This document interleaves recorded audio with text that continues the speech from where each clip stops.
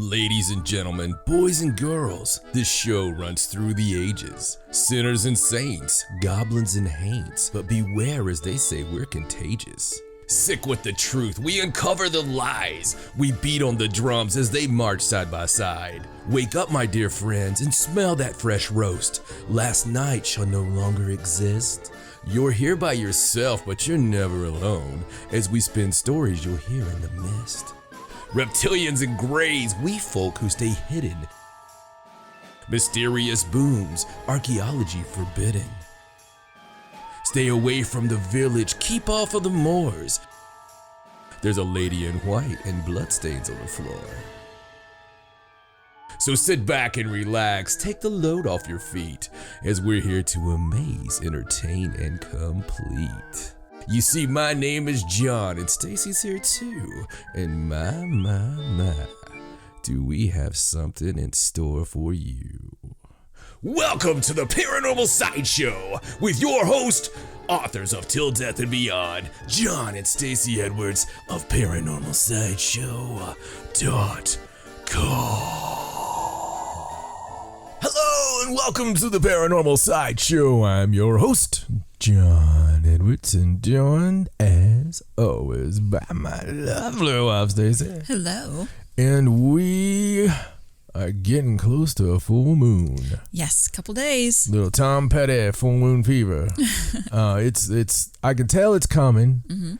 And one of the best ways I could tell it's coming is the dreams that be here already. Mm-hmm. Mm-hmm. I start getting some really crazy dreams around full moon time. And then on full moon nights, it's more than one night. Mm-hmm. I would be a werewolf for 3 nights, I'm pretty sure. You would be.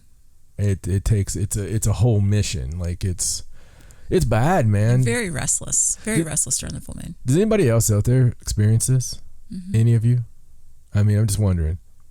Yeah, the reason I ask, my kids experience it. Mm-hmm. And, you know, they know. And even I got some friends that experience it. Mm-hmm. You know, and the wolf comes out, so to speak. It's strange because even when we don't talk about when the full moon is, or it's not marked on the calendar, you know, we haven't brought it up, we'll just be sitting there and you can just tell that, and we'll just be like, it's almost full moon, isn't it? Yeah. Hey, so do you have any idea why full moon is associated with werewolves? Like, what is it because of people's, you know, nature, their animalistic urges and whatnot from, you know, like me? I honestly don't know what the correlation is there. I mean, why the moon brings out the wolf. I'm not really sure. Right. I mean, we know that wolves howl at the moon. Right. So that could be, but wolves howl at everything. They don't necessarily howl at the damn moon. Right. They're just howling. That's kind of an artistic rendition of the wolf, right? Right. They don't just look for a cliff somewhere so they can run up and like, oh, hey, you know, Fester, it's the moon's out. Hold on a second. Oh, don't take the good spot there, Cliffy. I got to get my silhouette just right. Can they see? They do it for the female wolves. Yeah, they're all looking. All right, here goes. I just picture all the other wolves down over the hill holding up little number cards. No, you know what they're doing. It's like, oh, hey, Betty, Cliffy's up there again. He's howling you here. Oh. Yeah, I know. Weren't you gonna watch? He's doing it for you in front of the moon. Grandeur and all. Elegance. Majesticism. They're wolves. They don't know like real words. They don't own dictionaries. Yeah, just tell him I looked. It was awesome. Tell him I looked. It was so great. Yeah, because I know women. Mm-hmm. I know what women are really impressed by. I see. And you know what they're not impressed by? What's that? Everything that we try doing to impress them. They fake it all day long. They're never impressed. And then they get silly impressed by some like fun boy on TV that's like totally lying. Okay, right. Number one. Mm-hmm. And he's like, oh, hey Maria, I'm just going to clean the house, okay? And then I want to talk about your feelings, but I don't want anything else at all. Do you care if I do it shirtless? Is that going to offend you? Because it's really hot in here. And, you know, my abs are just peaking right now, so. My abs are peaking. Yeah. I would hate that guy.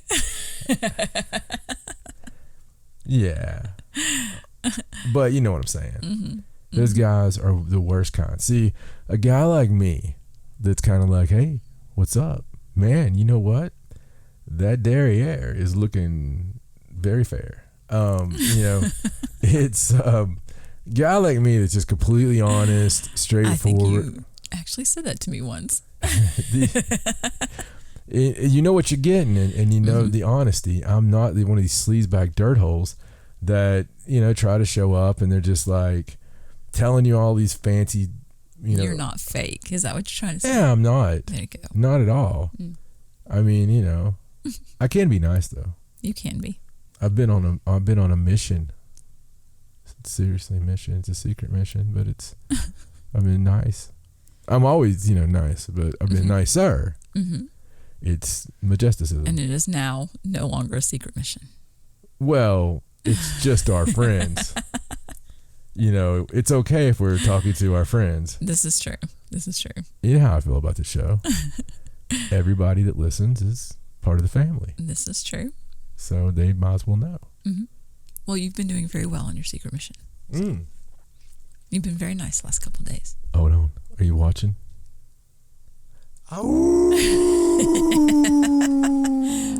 Okay. Put your clothes back on. Let's do the show. All right. So yeah, man. It's usually like, I wish it was fun stuff like that. I was making it sound like it was a lot more fun than what it is.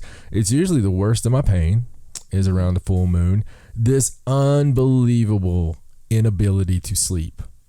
And I try to sleep, and I should have known last night because I laid down to sleep, even put on a guaranteed sleep book, and instead I start listening to the book. And I was bloody well interested. It's sort of just a restlessness is what I call it. Yeah. You get this restlessness where you just can't settle. Yeah, I mean, you're not comfortable. And all of a sudden, instead of pillows, it feels like enemies. like they're pointing in your back instead of being soft, right? It's like either too hot. Okay, listen, I just got to tell you this. Once again, there was just a freaking like orb behind your back. Oh. And all right, so an orb went behind your back. It was black.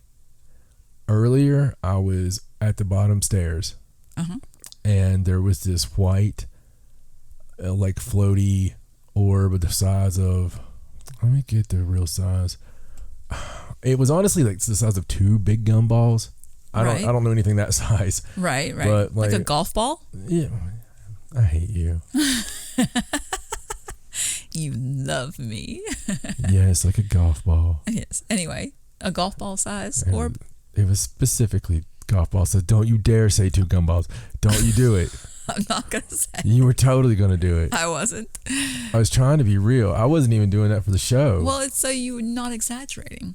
Okay. I can see that you're trying not to exaggerate. So anyway, I was over at the stairs, right? And I was actually in the snacker cabinet. Right.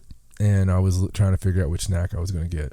And that's when I seen it. And there's no reflections. There's no car lights. There's no, I mean, you know. Right. The light was off. And this was illuminated, which was not bright. Was it near me as well? No. Oh, okay. No, you were over on the couch. Oh, so it was just on the stairs. Yeah, well, it went by me and up the stairs. Oh, nice. Okay. And it was doing that fluid motion, like where it didn't stop at all. Right. And it was like just a regular speed. Right. And it just went up. It didn't dart. It wasn't startled or anything like that. Of course, I don't scream when I see stuff. I mean, well, no. I just purposely I try. Have you seen anything else? Yeah.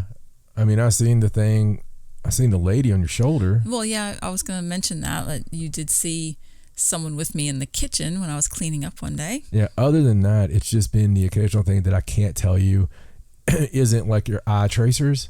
Right.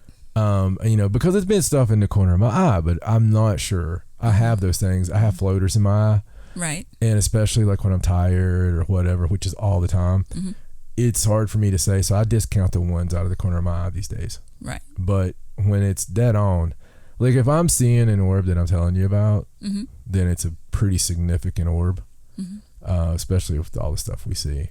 But I don't see many black ones, and the one behind you was black just now.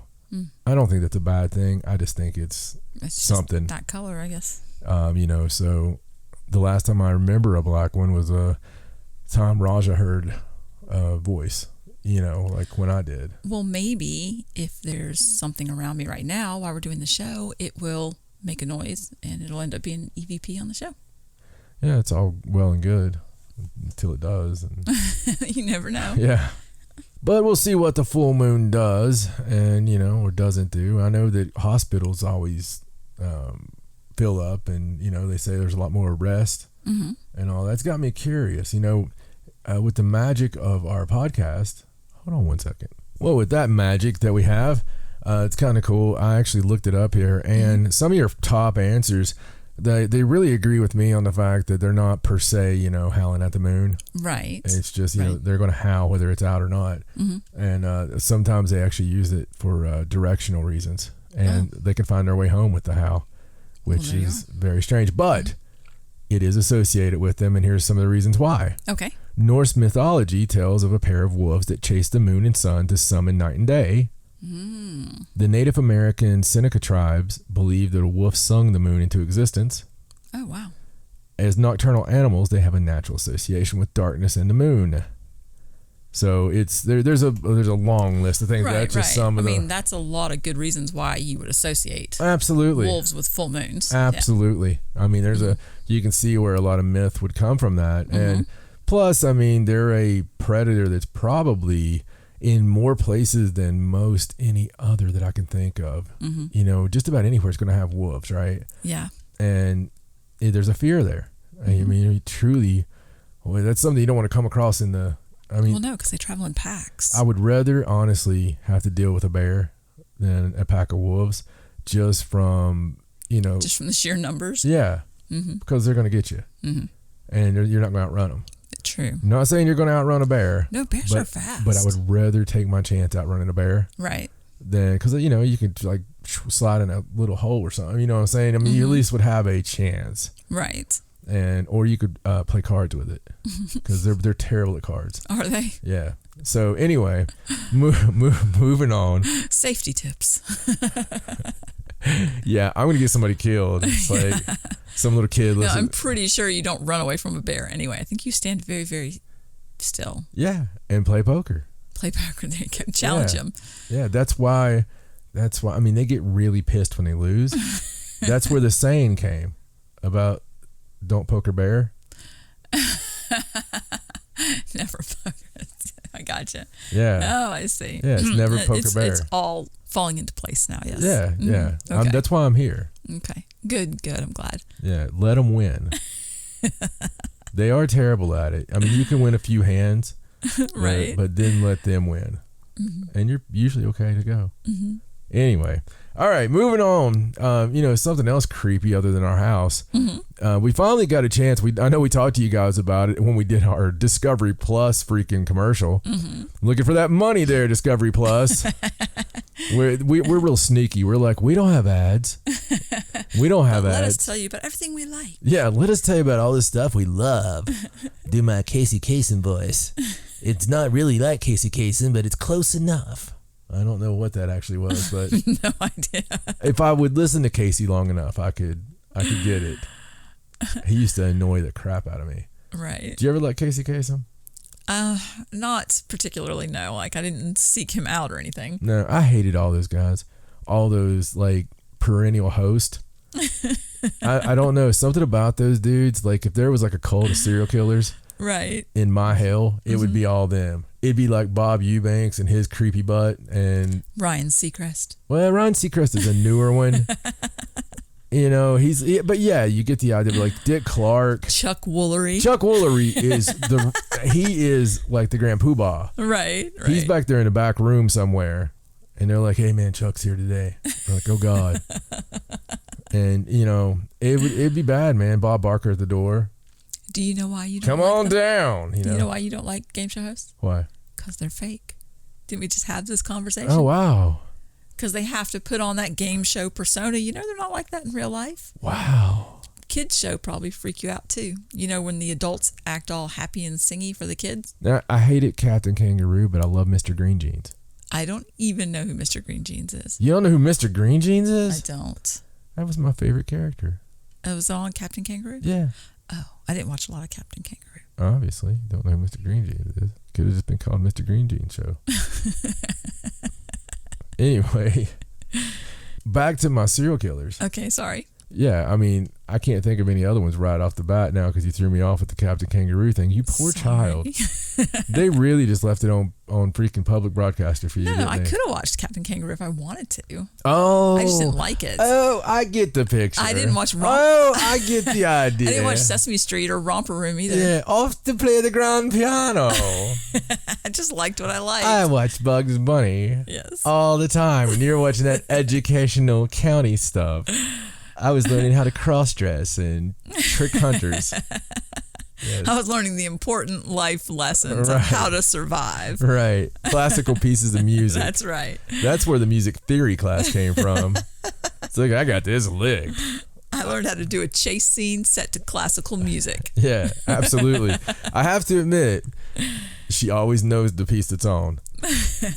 She really does. She's like, oh no, I've heard this before. And we don't even look at her anymore.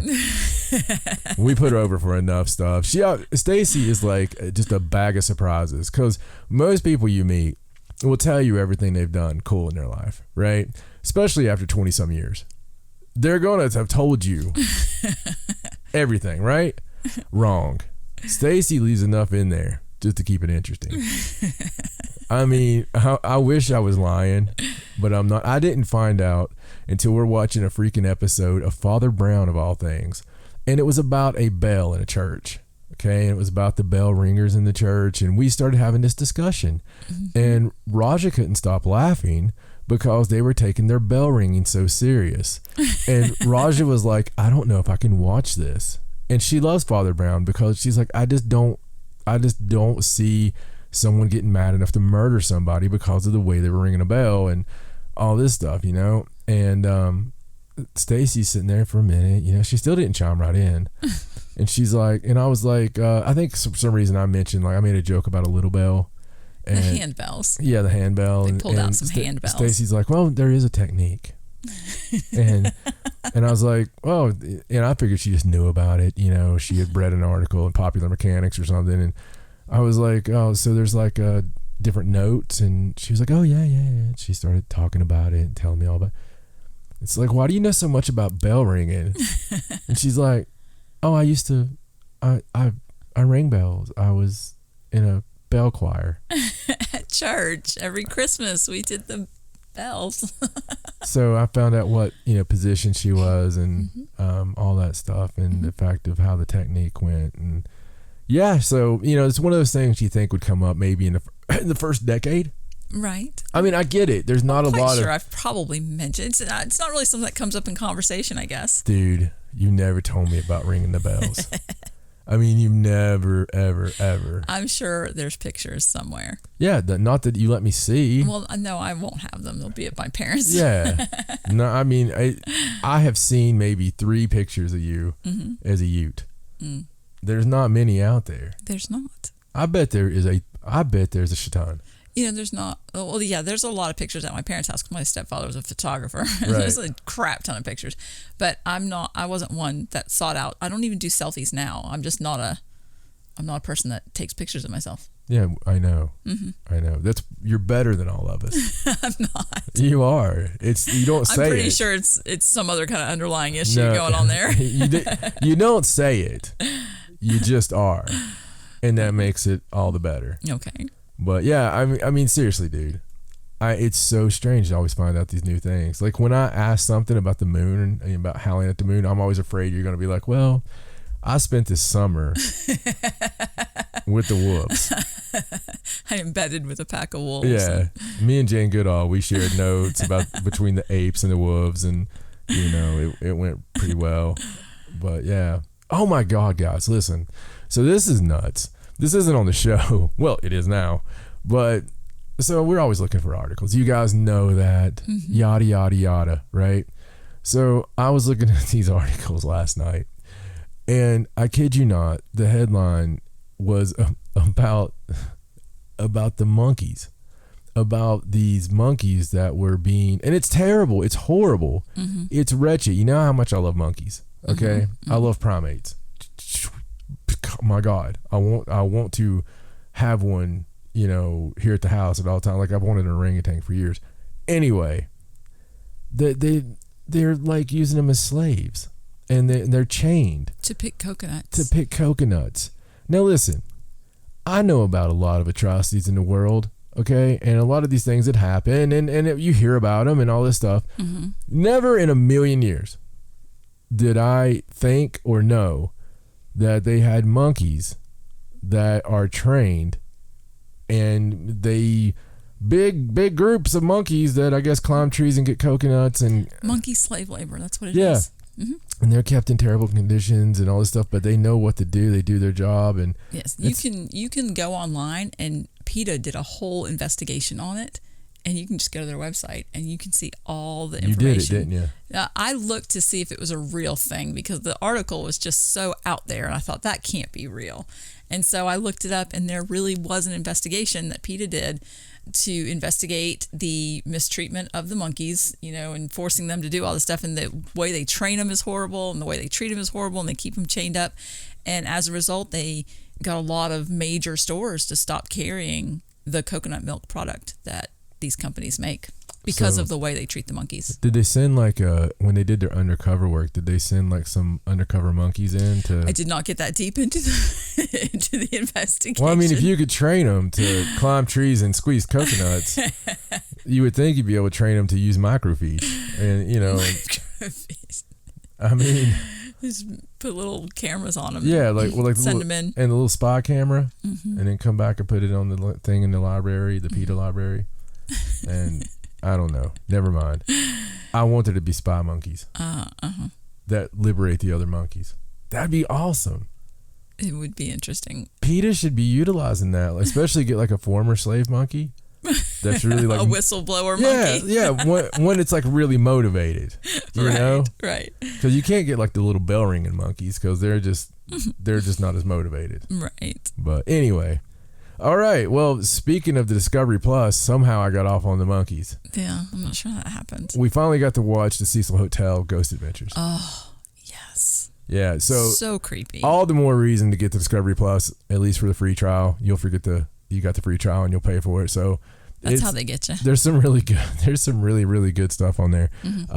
I have to admit, it's all on Travel Channel anyway. Well, most of it. There's some exclusives, but man, it's nice to have it all at your fingertips, isn't it? Yes, it is. It really is. We've caught up on a lot of stuff that we don't normally get a chance to watch, but that episode's really creepy, man.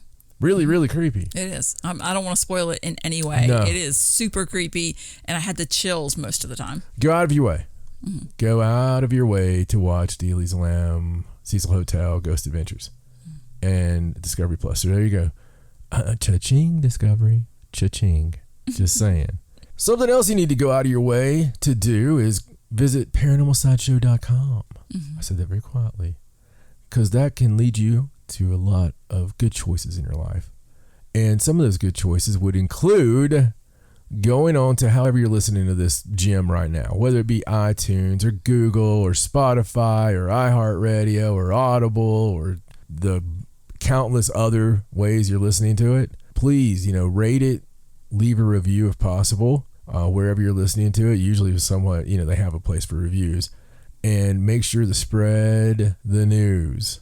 Spread the word. Let's get it out there. Let's build the show together. Take a moment. We'll wait. Okay, here we go.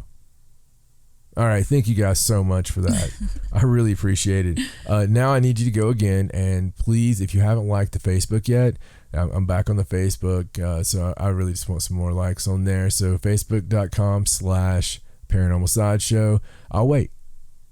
All right, see, now that wasn't hard, was it? See, now you're back. Everything was easy. You just went ahead and paused it, did your thing. This is the big one, all right? Now, this one I'm not asking you to do. I'm just asking you to go there and look and think about it for a second. But let's go to patreon.com/Paranormal Sideshow. You see, you didn't go. I'm very disappointed in you. Yeah, it's okay. I appreciate the like on the Facebook, but you know, it's all no. Just playing, guys. That's our addresses to go to find out everything that you can on us that we don't already expose on here. We've exposed everything. We're exposed. We are naked in front of the world, and if you only knew. If you only knew. There's a reason we don't do that video anymore. So, you know, thinking about how crazy you are in a good way, it got me to my list because I made a pretty cool groovy list this week. Okay. This is 5 of the most infamous women in history. Ooh, infamous. Yeah. I like that word. Yeah, it really didn't want me to look up anybody infamous. Every time it corrected me to famous. Right. And I was like, surely you don't mean infamous. Yeah, I was like, surely you don't want to like look up bad stuff about women, right? I guarantee you though, like I tried. Try looking up infamous men. I'm sure you'll get all kinds of stuff. It's like 30,000 result pages. Right. You get one page with the women. And I'm telling you, there's something wrong. Because there's no way the ratio of the women I've known has all been the nutty ones. Well, the problem is that men are not as careful with their craziness as women are. Yeah, it's true. Women are better at hiding it. Or manipulating their way out of it. But no, I think just hiding it. Oh, don't change that damn. All right. So here we go with number 5 of my list. Okay. Of the most infamous women in. Wait, what inspired this list again? I think you kind of breezed past that. I was thinking about ways to, I was thinking about cool ways to do something good for women. I see. Okay. Well, all right, continue. Instead of talking about, men all the time. Right. Okay. All right, infamous women, number 5. Yeah, okay. All right, number 5. Isabel Gowdy. Now, this one I knew already. And I actually had to look this up. It's funny because she's not really on any list unless you look up like specific list of Scotland. She's on that list. Okay. And Scotland had a list of 10 of them. Oh, wow. Which was great because not every country had a list of their crazy women. But, right. It's not even that I really think she was crazy or nuts or, like I said, infamous. Okay. Doesn't even mean you believe what they say about her. It's just that, she was infamous at the time. In 1662, Isabel Gowdy, she was a housewife from a place called Lechloy, Nairn, Scotland, obviously, was executed after freely confessing. Let me say again, freely confessing, which I don't ever believe happened, without being tortured. And that's the use for the time. Like, if you're like, okay, yeah, torture, or I just tell you, cool. Yeah, I did that. You're going to get burned anyway, right? So right, either way. Why not just do it? To be a part of a coven of 13 that feasted with the queen of the fairies and also had the ability to transform into animals. She also claimed to have killed a man with elf arrows and to have been raped and beaten by the devil. Gowdy's testimony is considered to be the most exceptional ever given by a witchcraft suspect in the history of Britain. Wow. Just freely gave it all up. Yeah, that's the legend, is that she freely just said without any problem whatsoever. And it's such a list, too, that she was part of the Coven of 13 and feasted with the Queen of the Fairies, had the ability to transform into animals, killed a man with elf arrows, and was raped and beaten by the devil. Wow. I mean, I believe her. Yeah, isn't that crazy? I believe her. That's that's a lot of mythological stuff all at once. It really is. But if you're going to go that far, yeah. Well, like you said, they would have just tortured it out of her and burned her anyway, or whatever they did to her. Yeah, they'd give her like a movie deal today. Don't you think? Yes, like, absolutely. Like she'd have a book and a movie, cover of USA Today, member of Congress probably. Fan club. Oh, yeah. My God. She might get one now. Maybe. I'm a fan of her by the way she spells Isabel. Is it the Isobel? Yeah. I love that spelling of Isabel. That's weird. It's like an old-timey version of that name. I love that. I love the way that's spelled. That's weird. Why? Well, so do I. It's just a peculiar thing to both land on, and right off the bat, it's kind of strange. You're a creepy chick. Number 4 kind of comes into the whole. Well, it's funny. It depends on where you're reading it, right? Okay. So if you go to some sites, it's going to be like, well, history's written by the victors. Yeah, that's true. And I totally agree with you. It really is true. But I swear I was reading this site, like Mary Sue or something. I was reading this one site, and it's like, yeah, she could have been considered bad, but her dad killed like 8 people, and but they're trying to. Yeah, I mean, but the numbers were so skewed. Right. Okay, so anyway, I'm talking about Bloody Mary. Ooh. And Bloody Mary. Don't say it again. There's a mirror in this room. Yeah. I've had enough mirrors for today, thank you. England's first female monarch, Mary I, who 1516 to 1558, ruled for just 5 years. The only surviving child of Henry VIII and his first wife, Catherine of Aragon. Mary took the throne after the brief reign of her half-brother Edward VI. She sought to return England to the Catholic Church and stirred rebellions by marrying a Spanish Habsburg prince. But she is most remembered for burning nearly 300 English Protestants at the stake for heresy, which earned her the nickname Bloody Mary, obviously. During her 5-year reign, Mary, as I said, had over 300 religious dissenters burned at the stake in what was known as the Marian persecutions. And it was a statistic that does seem a bit barbaric, but, I wanted to include the fact her father, Henry VIII, executed 81 people for heresy. And her half-sister, Elizabeth I, executed scores of people for their faith. And it's not like she's the only monarch that ever did that. No, it's not. And honestly, at the time, doing some more research, persecution of, like the heresy, right? Heresy, you wanted to burn them.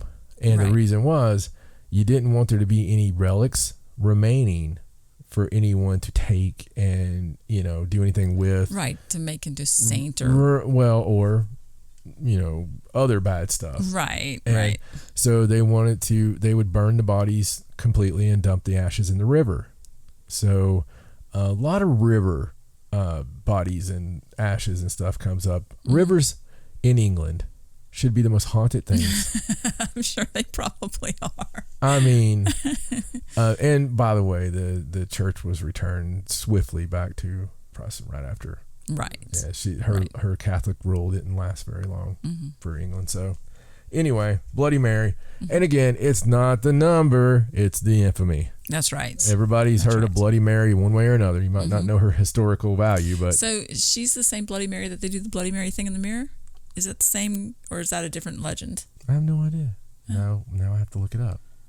So actually, the stuff that I found here is pretty interesting. Most of your places you'll look up says, hey, meet the real Bloody Mary from history, and it totally goes to the Queen Mary and talks about her, and so pretty interesting stuff. But when you go to the actual Bloody Mary folklore, this is the true interesting thing. Regardless of who it's based on, check out some of this. Okay. Bloody Mary is a legend consisting of a ghost, phantom, or spirit conjured to reveal the future. She is said to appear in a mirror when her name is chanted repeatedly. The Bloody Mary apparition may be benign or malevolent, depending on historic variations of the legend. Bloody Mary appearances are mostly witnessed in group participation play.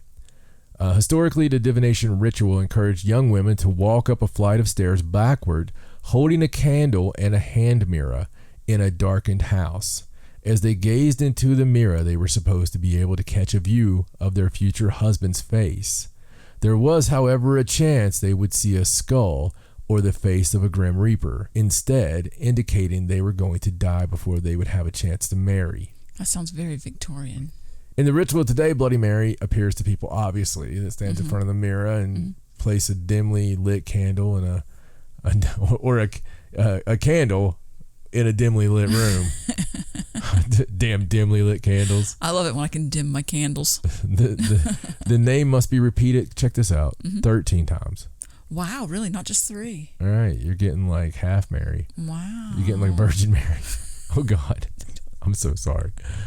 Or some specified number of times. Oh, that helps. Yeah. The Bloody Mary apparition allegedly appears as a corpse, witch, or ghost that can be friendly or evil, and is sometimes seen covered in blood. The lore surrounding the ritual states that participants may endure the apparition screaming at them, cursing them, strangling them, stealing their soul, drinking their blood, or scratching their eyes out. I mean, it's not a very specific legend, is it? Some variations of the ritual call Bloody Mary by different name. Hail Mary and Mary Worth are popular examples. The modern legend of Hanako-san in Japan strongly parallels the Bloody Mary mythology. So that's pretty crazy. I like the Victorian one a lot better. Yeah, where you walk up the stairs backwards and you see the future or whatever. Yeah, it is an urban legend, and wow, I mean, she could be nice, she could be not nice, she could be a ghost, she could be a witch, it gets all over the place. I want to know what would possess a group of young girls to take the chance of walking up the stairs backwards with the candle and the mirror, and because you might see the fact you're going to die. Right.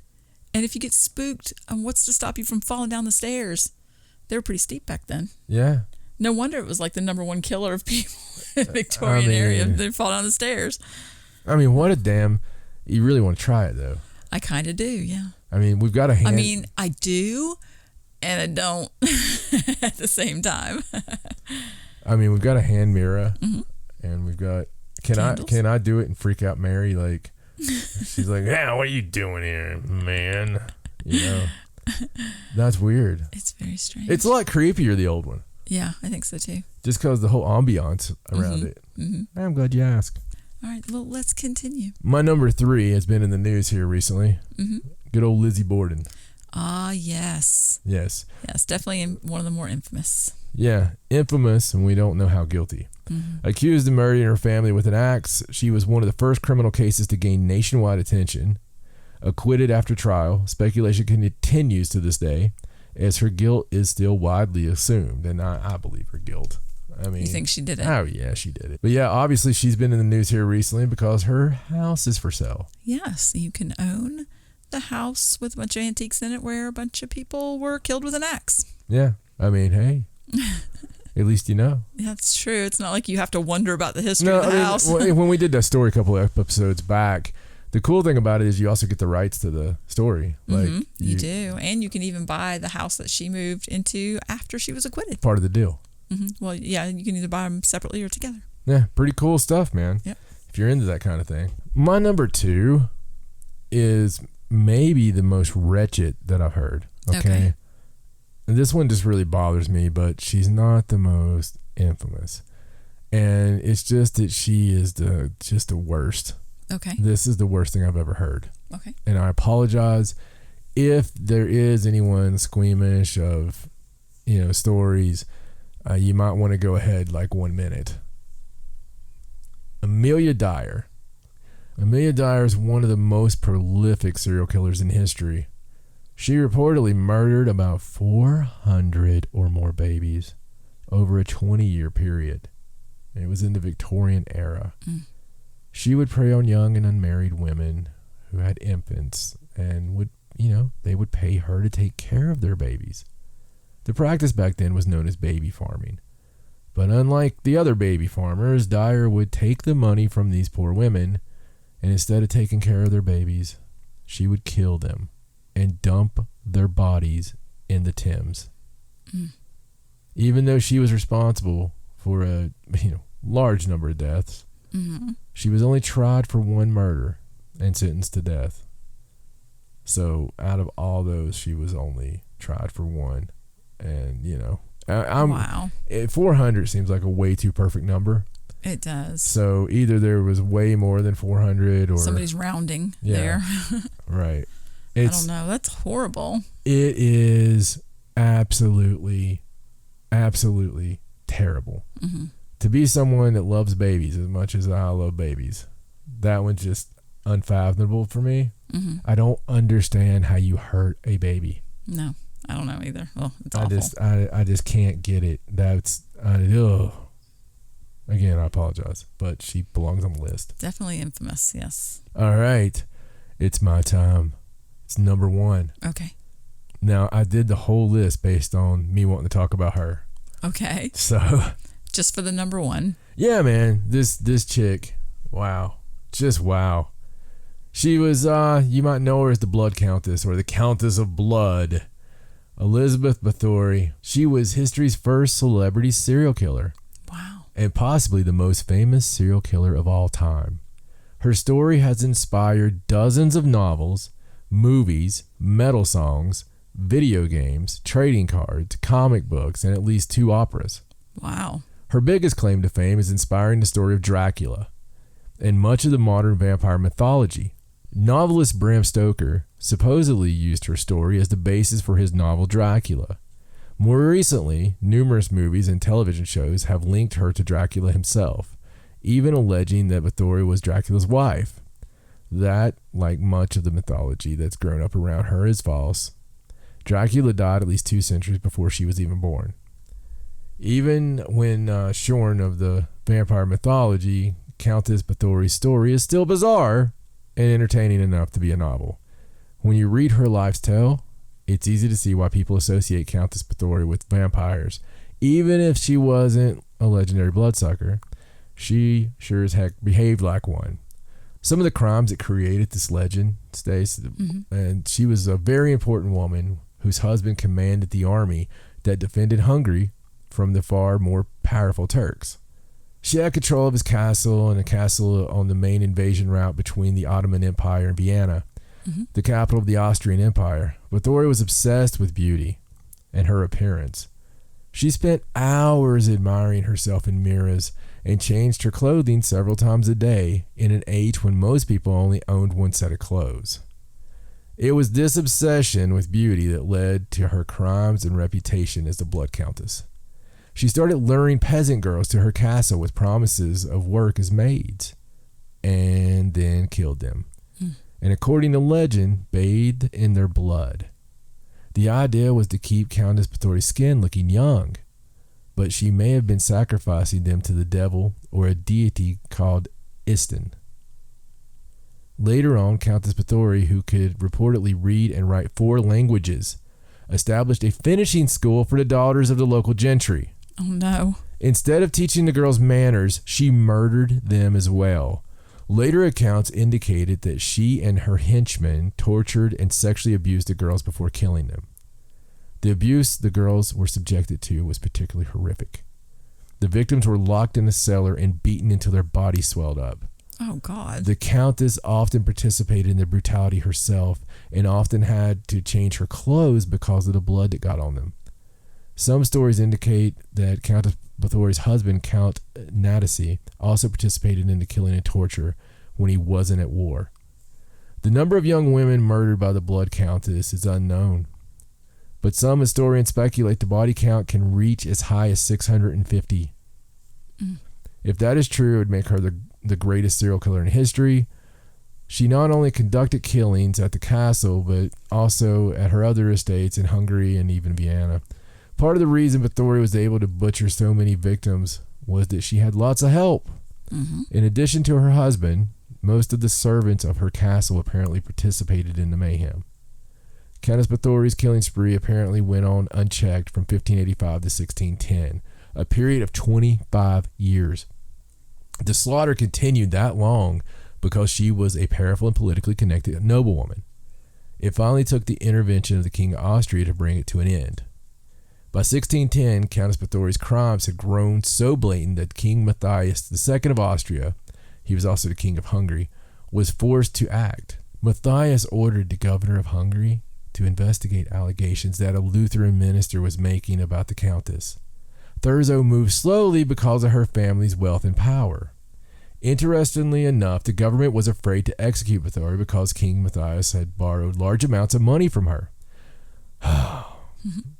The king would have, had to pay his debt if the Countess had been executed.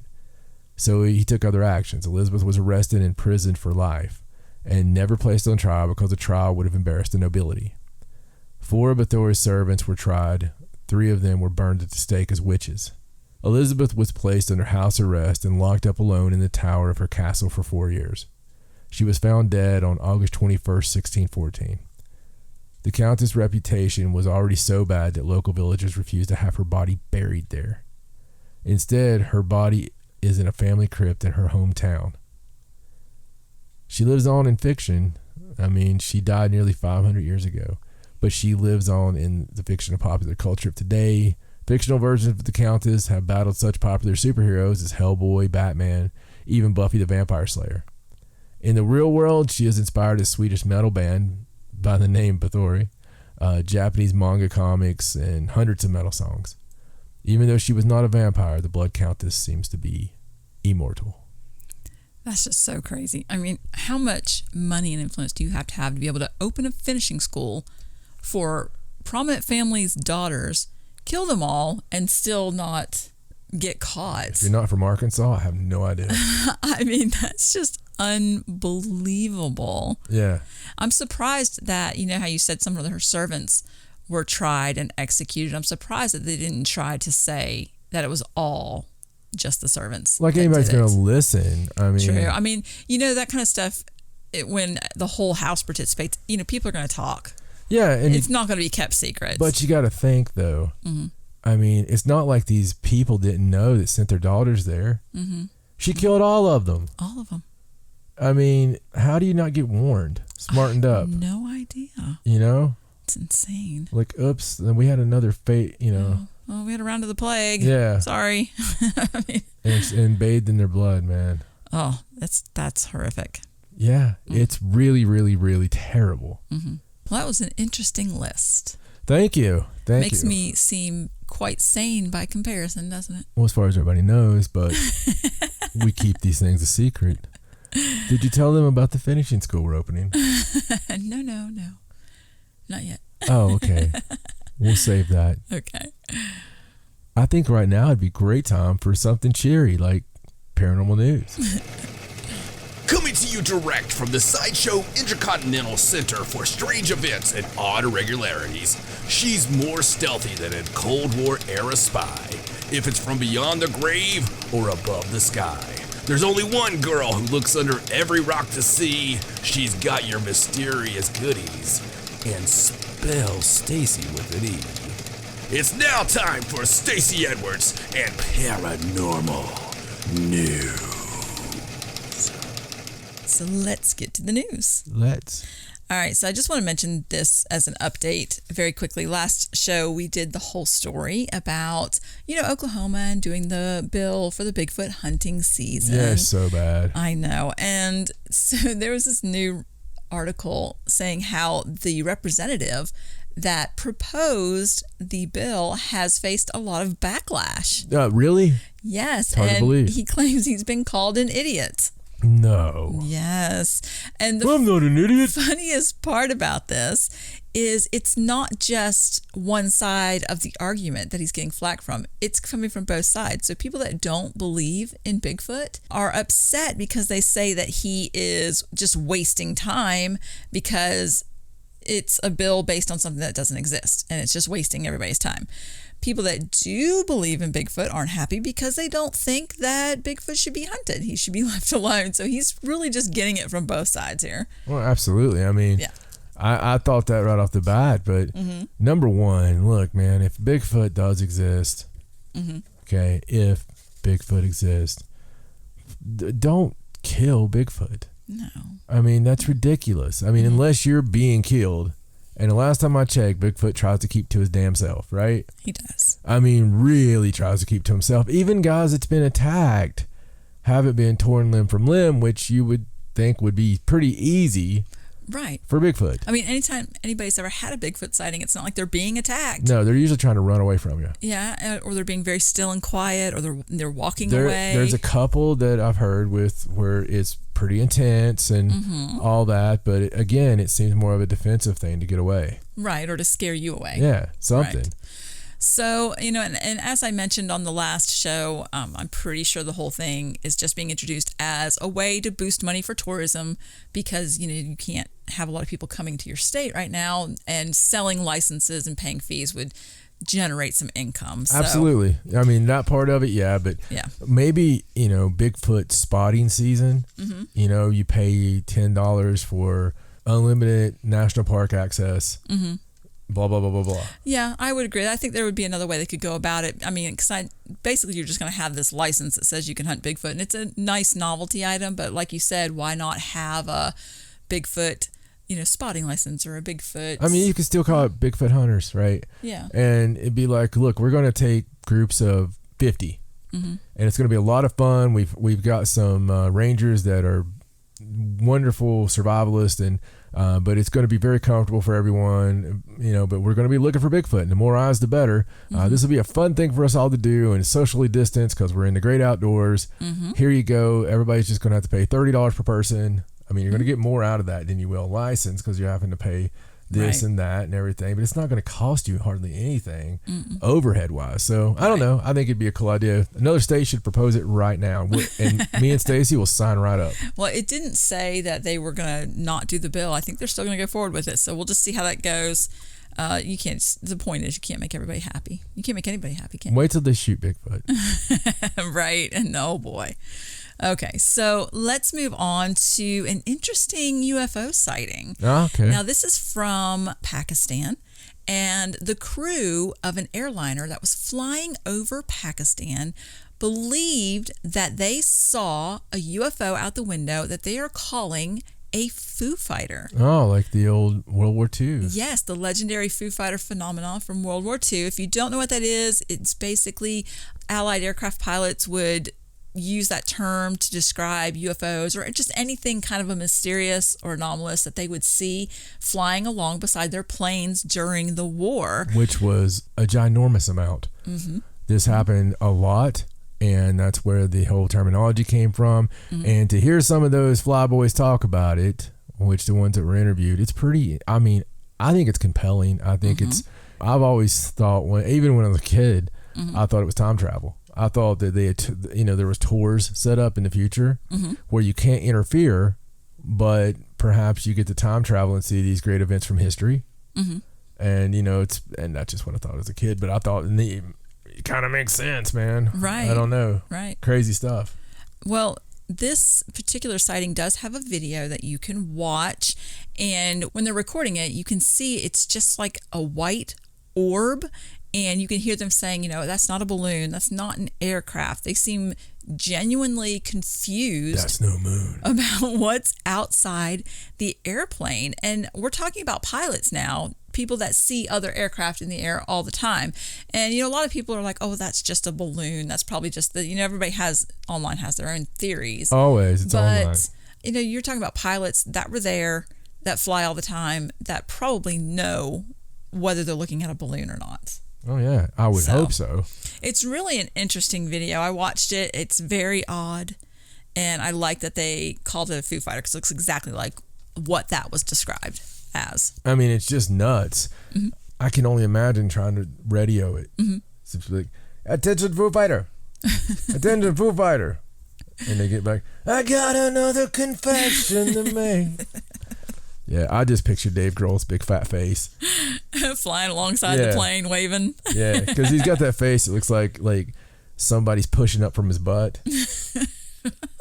And it's not that he's heavy. He's not. He just got one of those faces where it's just like if you were just pushing all the innards and they were trying to bust out, like he had too much collagen. Do you know what I'm talking about? I guess so. It's just every time I see him, that's all I see is like Mr. Collagen face. Okay. And it's not that it's he's an attractive man, You like that swelled look. He needs to cut his hair. I liked him much better than short hair. Yeah. But that's just a personal preference. But, he's swimming outside the planes there. Okay, let's move on. All right, so let's move on to an odd weather phenomena. And this is from the Sahara Desert. Oh, okay. Sounds good. So last week, one of the world's driest places awoke to an otherworldly dusting of frost. There was snow and ice on the Sahara Desert. This is just the fourth time in 50 years that there has been any kind of frost in the deserts. Wow. Isn't that amazing? Now, it's unusual. It's not unprecedented. Like I said, it's the fourth time in, the last 50 years that it's happened. It's not the most snow they've ever seen. There was a blizzard in 2016 that dumped more than 3 feet in certain regions. I remember that. We did that story, which you could find on our archives. Yes. But yeah, they were all worried then. They shouldn't. They just been like a normal thing now. Well, it's very strange because global warming, folks. It happened in 1979, and then it didn't happen again until 2016, but then again in 2018. Right. And now in 2021. So that should tell you something. Yeah. It's very strange that it went so long, and now all of a sudden you get ice and snow. Cycles. In a desert. Yeah. So, I don't know. Very strange. They say it's more likely to happen in the higher altitudes because, it does get very cold. Oh, yeah, absolutely. In the desert. But it's the precipitation part. It's clearly not something that you're expecting to see. I think they said that the big blizzard in 2016, you could see it from space. You could see where the snow was in the desert. Yeah, which must have been very strange. Yeah, pretty cool, though. Yeah. That's nuts, man. I mean, it is, like you said. I mean, every couple of years now it's happening. That's really... really bizarre. Makes you wonder what kind of changes are taking place with our old Earth here. Yeah, well, she's changed quite a few times, so she didn't change quite as much as the Countess, but she changes, and she's about as murderous. All right, so let's move on to some mysterious booms. Oh, I like the cars that go These boom. stories are just for you. So these were some mysterious quakes that happened in 2 different places about a week apart. And I just thought these were both really interesting. So I got these 2 stories in particular. The first one is from Florida. Yes, this is very strange, folks. Yes, it is very strange. So in South Florida, there was some shaking and rattling that was felt in at least 3 counties: Broward, Monroe, and Miami-Dade. And what is so strange about this, besides the fact that a lot of people felt it and heard it, houses were shaking for, an extended period of time. People were calling in and reporting it. There was no earthquake activity registered at all with the USGS. They checked. There was no seismic activity. They have no idea what the source of any of this reported shaking could have been. Now, the other explanation that they always go to is the sonic boom. Right. And being on the coast there, military and all that stuff, they'd say, well, maybe it was a sonic boom, maybe it was military, maybe it was an airplane. But I believe it was not. They checked that as well, and it was not any kind of aircraft that they're aware of. It just doesn't make sense. It's, the thing is, it happened like in December as well. Okay. Mm-hmm. So I know that it happened in early December. They were never able to find anything with that either in Florida. But before you get to the other one, just to talk about this one from Florida. Mm-hmm. So there's several newscasts out there on this, on videos, if you just look it up on YouTube, that you can probably find pretty easily, or even just Google it. But listen, I mean, there's video. There is actual video of people took at their house where it's rattling. And you see it just like you would watch a quake from California. You can see, and the doors are, and it's totally rattling. But the USGS, nope, no quakes. Well, that's freaking impossible, okay? Because even the smallest quake, they always are like, well, that was a negative 1.1 or whatever, Right. They always, have something there.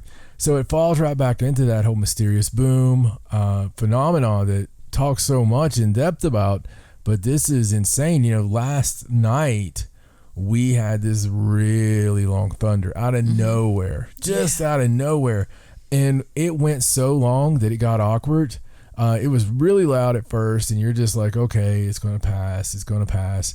I kid you not, maybe, I want to say 25 seconds. I would think so. Yeah, like we were looking out the windows before it ended because we were concerned that it wasn't thunder and there was something else going on. Yeah, it got to that point. So weird. It got to that point where you're like, is it rapture? I mean, it was just like, but not faint, not like you hear in the distance, rumbling through your home, you know. Our windows rattled, I believe. Yeah, it was absolutely insane. And I mean, not like this, but still, yeah, it puts you in mind of that. Mm-hmm. And what's so frustrating about this for the people is it's like, look, I know, you know, what I felt and what happened, and just it's frustrating to me because there should be an answer for that.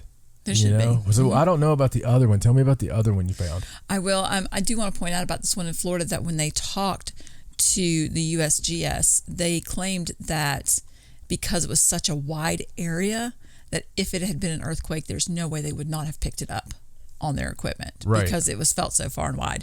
So the other boom is in Georgia. Now, this was more of an explosive booming noise. However, it did cause people's houses to shake, their homes and their windows.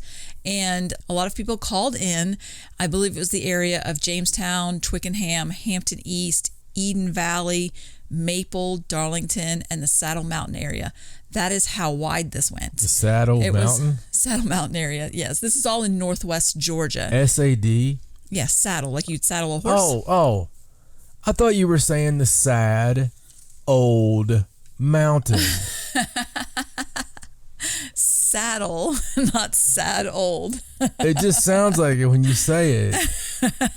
It's like, I was like, oh, That poor mountain. well, I just thought I wanted to move there. Where do you live? Sad old mountain, Georgia. It's like a little droopy mountain. It used to be majestic, young, firm, vigorous mountain. This particular explosive boom quake was reported by hundreds of people, and also the USGS has no recent earthquake activity. There's nothing showing on any of their equipment in that area, anywhere in Georgia, anytime in any recent days. Do you think the USGS has a heightened suicide rate right now? I don't know. They're just like, no, it's not us. Leave us alone. Move along. I mean, come on, man. That's your whole job. Mm-hmm. It's like, hey, everything's shook over here, USGS. Well, I mean, that depends. It's their job if it's the earth shaking, but if it's not the earth shaking, it's not technically their job, is it? But the earth did shake. No, the people's houses shook. Oh, come on, Fred. And there was a boom. Go on. Just go on. It's not necessarily their fault. You think the houses all just shook by themselves? Like somebody wood Mentos out there? It could have been something from the sky. Whose job would it be then? Wouldn't be the Geological Survey's job if it was in the sky. It still made the house shake, had to make the ground shake. Possibly, I don't know. But again, no idea. Okay. So, and you know what? We probably won't hear anything else about it. It'll just go off and be a mystery. Oh no, it's getting close. Too much is happening. It's just there's a lot happening again. Yes, I agree. It does seem to be ramping up more, the stories. So yeah, it's really crazy. If something happens to you guys, please let me know. All right, well, let's move on and do a couple of really cool discoveries. Now, this first one is from Titan, and I know we've talked about Titan quite a bit recently, but this is just some more information about the largest sea on Titan, where they've done some measurements, and they've realized that it could be more than 1,000 feet deep. Now, one of the reasons that I got this article, besides the fact that they've underestimated the size of the sea. I think their preliminary measurements were about 115 feet or so. That's how deep they thought it was. Right. And then they did some flybys. They got some better measurements, and they realized that they were way off. It was 10 times deeper than that early estimate. And one of the things I thought was really interesting is one of the missions that they are proposing, now that they found out that this ocean is so deep, is a submarine concept where they send a submarine to Titan and submerge it into this deep, deep ocean to see what's in there. That's deep. I mean, it's not anywhere close to how deep we have, so the submarine should be pretty good to go. The Mariana Trench is like 36,000 feet deep. Yes, that's the deepest I think ours go. It's the deepest. Mariana Trench. It's the deepest. That's right. The point of reference. Well, one of the things that it said in this article was that the lake. Now, the name of the lake is so cool. It's Kraken Mare. That's the name of the lake. But they said that the lake was so deep that the Cassini's radar couldn't actually probe all the way to the bottom. So there is a slight chance that it is deeper than 1,000 feet. But as far as the measurements well, they I mean, have it could now, have a trench, that Mariana Trench, like we talk about. I mean, it's 19,000 feet to the bottom of the ocean. The trench is a hole. It's a trench. right. And that takes it down to 36,000. Think of that. So, I mean, you could definitely have those type things. And listen, man, there's such a potential for life. There is. That's what I think too. Now, part of this article, when it's talking, says that it's not as ripe for life as some of the oceans on the moons that are covered with ice. They seem to think that if the ocean was covered with ice, Yeah, it'd be protected from the it sun would be rays. protected Yeah. and it would be more possible to have Right. life. But I feel like if they really do this submarine project, if they really get the go ahead and they get the money, I mean, it's going to be a while before they could do it. But if they do it, I feel like they're going to find something. Yeah. Something they aren't expecting. Octopus. Yeah, right. Well, I mean, we don't know, and again, they're basing that on human life, and there's a big difference there, right? So, yeah, if we're looking for human beings, then which you're not going to find anyway. Well, no, but if you're looking for human life, then yeah, that they need to be protected. That's the best choice. But this is any life finds a way to survive. Yes. So, I think that if there is something there, water is the big thing. It's the building block. You got the water, you got the light. There's a good chance there's life there. Listen, there's a better chance that there's life there than the chance that there's not, because with the water there. So think about the very possibility for a moment that you have this planet. Okay, you can call it a moon. What the hell ever. You could call it a moon because what it's doing, but it's a planet. You have this world. There you go. Okay, that works. And on this world, you have all this water. I mean, it's deep ocean. You have sunlight. You have all this stuff. You have shores. So the very possibility of walking around this place and not having any little critter, any nasty little bug or any parasite or anything like that, man, that seems pretty crazy to me to think about. That you can go through all this water, you do all this stuff, and not have any life at all. That seems so much more implausible to me. Right, I agree. I can't imagine imagine the Great Lakes, right? There's a good example. Walking the shores there and having absolutely nothing, as far as life, as far as anything living. That's just crazy to me. So I'm so excited and the problem I feel like we could already be there. I feel like we could totally have something there that is looking, so it just. Well, I mean, they already have the Cassini spacecraft up there. They could send. Yeah, on the ground. Yeah, they could send stuff. Anything up there, I would think. Yeah, I feel like there's so much we're not told, and it's just like we're just given these little nougats. Nougats. And it's just ridiculous because they've already come out and said, I know it's different branches, but they come out and said, yeah, that's not from us. That's not ours, buddy. Well, then go ahead and tell us. Tell us everything. What are you scared of? What are you hiding? Because you're hiding something. You're absolutely hiding something. If you weren't hiding something, you would tell us. And it's to the point now where you take away all our freedoms more and more every day. You put us in little boxes. You don't let us do anything except hate one another. And you make sure of that. And you see all the control everywhere. And the whole book of 1984 is 100% accurate, which just seemed like such a science fiction. There was no way that any of that crap was going to happen. So we get these reports like this. And it's you find out, that, hey, the water's there. And then as we were always told, the building block of life. If there's water, there's life. You get all this stuff there, man. And it's just like we take 2 steps forward and 3 steps back all the time. It's like nobody even said anything about those UFOs a year ago.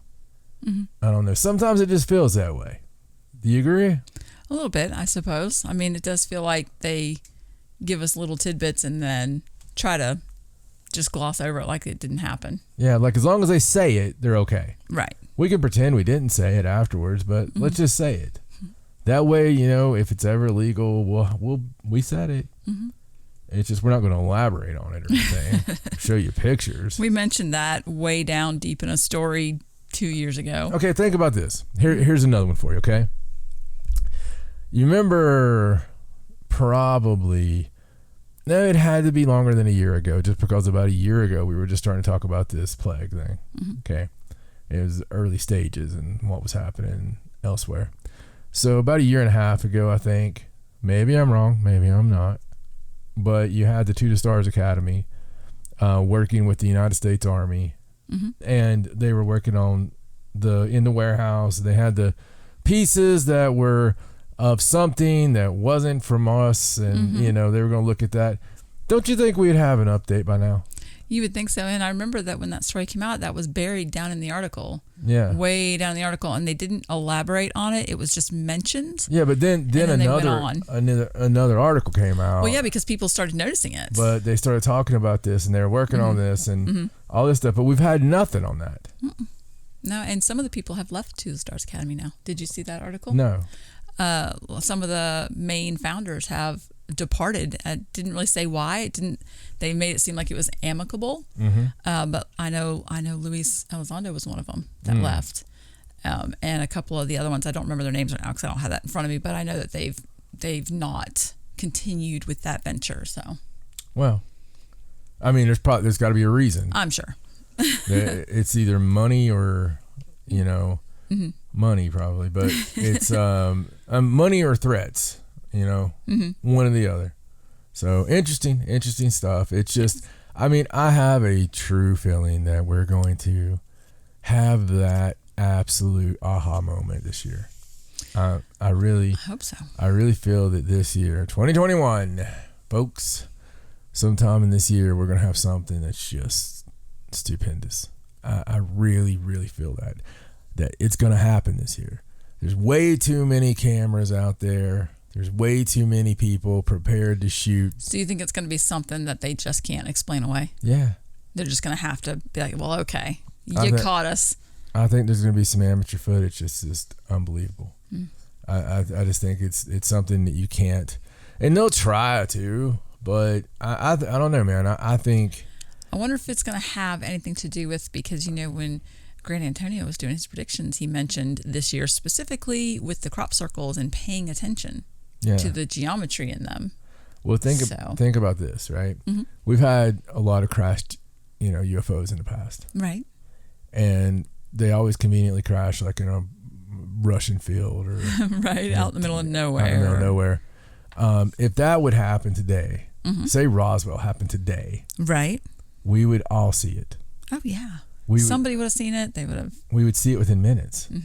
And live streams. And no matter if they shut down YouTube and they would. Somebody'd share the GPS coordinates. People would be out there. Because it's all aliens that run that shit anyway. I mean, you look at Zuckerberg and tell me that guy's not a freaking alien. I'm sorry. I mean, there's aliens that look at that guy and are like, he needs an upgrade, doesn't he? Yeah, they're just like, he needs a new suit. They're like, Jesus Christ, how do these people still buy this guy? How long's it been since we put him there? About 40 years, sir. I mean, we got to do so. How do they believe this? I don't know. He's freaking malfunctioning. Look at him asking questions. I can't answer that. I can't answer that. Can't. Software needs to be updated or something. Yeah, it does. His software needs to be up. I mean, big time. And then microdoser, the freaking Jack. You got Jack Dorsey. I mean, my God, it's just like, hey man, yeah. I mean, it's cool, man. We're just gonna make sure all the bad people are out of here, man, and start breathing in the good people. You know what I'm saying, brother? I mean, that guy's talking to a dog driving a green van. Solving the Pirate's Ghost. He driving the green van, or is the dog driving the green van? The dog always drives. Oh, of course. They try to hide that. What was I thinking? Yeah. Anyway. All right, so let's move on to this next discovery, and this is the discovery of a rare 5,000-year-old crystal dagger. Right. Now, it is a beautiful, beautiful dagger. It was found in an excavation in southwestern Spain, and they've been working at this excavation since 2007.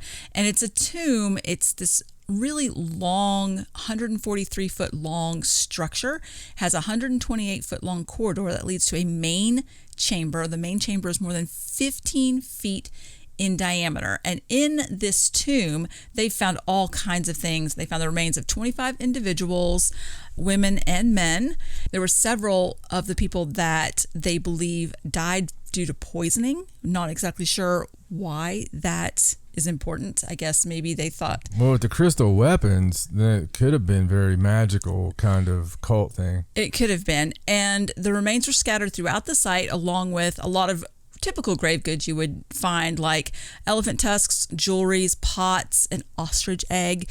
But this dagger that they found was 8.5 inches long. That's a good sign. It was found along with 10 arrowheads, 4 blades, and a core for making weapons. And these were all made out of rock crystal. Yeah, the arrowheads by themselves are see-through too. I mean, Yeah, now rock crystal is just a really pure form of quartz. It's very clear, and they believe that this would be a weapon of someone of great wealth and importance. These are not materials that are available in this area. You don't find these things anywhere. I mean, even today. I mean, think about that, folks. These things are freaking beautiful. I mean, seriously, you can see through them, okay? And it looks like when you upgrade your stuff on Skyrim. Right. And it's like, oh, I'm going to get the crystal arrowheads. I mean, they're beautiful. They are absolutely gorgeous to this day. Now, let me help you for a little bit. This is 5,000 years old, okay? Allegedly. Hey, Graham, I'm looking at you. These are probably 25,000 years old, and they're from a mysterious race of freaking magicians. I'm just saying, it's, whenever they give you little clues, like, well, we don't really know what they were doing or who they were, or, if it was part of ancient, magical rites or... Right. And now they said that the blade was made to fit into an ivory handle, and the ivory was another material that was not available in the area. So that's nuts. Yeah, that just points to someone that was wealthy enough to be able to source these materials and bring them in.